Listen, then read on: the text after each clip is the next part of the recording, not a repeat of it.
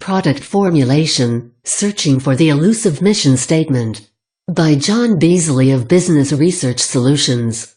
In the previous business modeling video we looked at understanding the difference between the function of the profit center and the function of the business driver. In this video we are looking at product formulation and how product formulation affects the mission statement.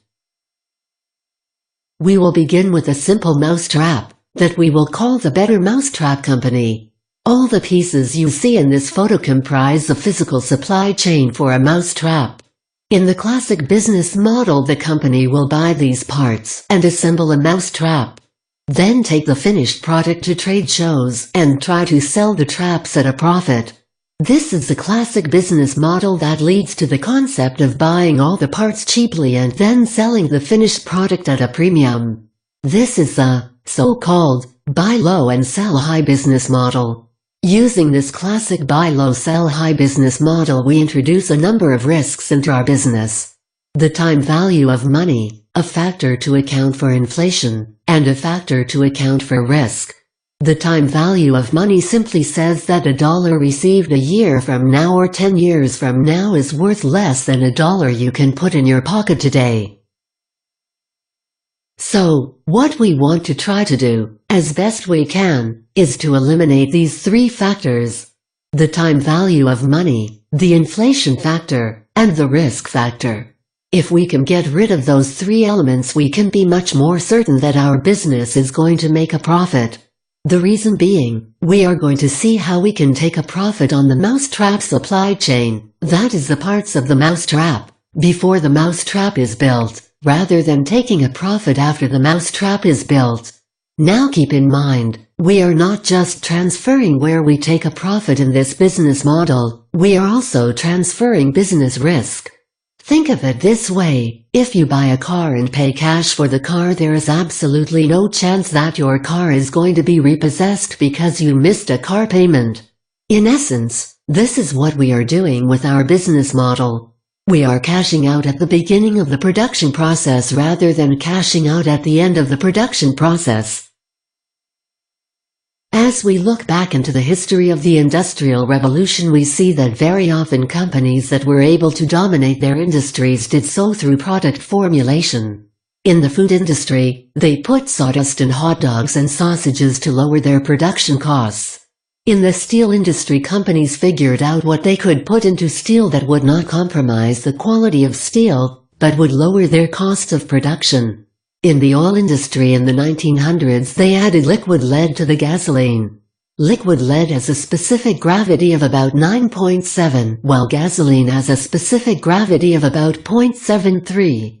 So, while 10% by volume of liquid lead may have made engines run better, it also displaced large amounts of gasoline and lowered the car's fuel economy. This is precisely the type of advantage we are looking for when manufacturing products.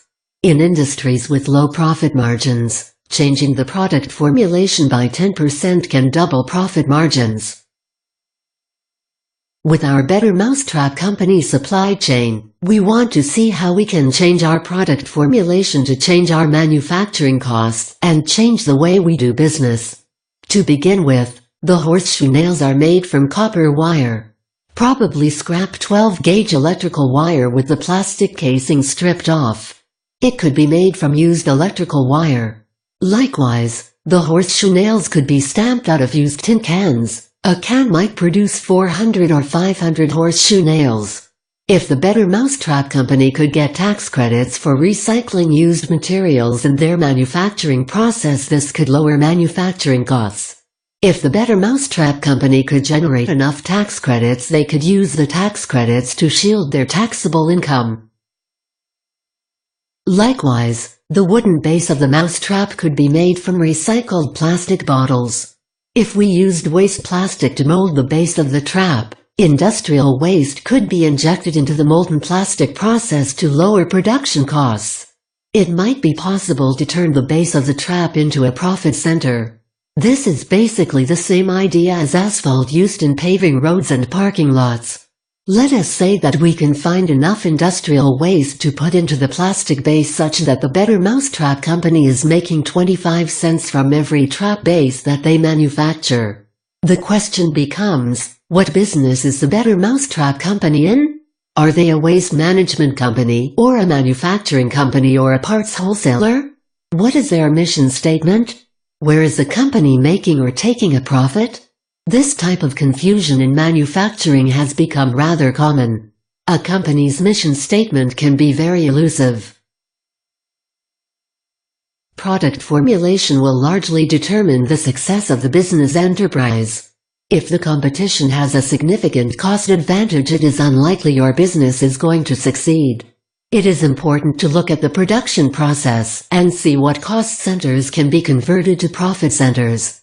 Rather than thinking of the product that is being produced, we need to look at the process. What is the earliest point in the process that we can take a profit?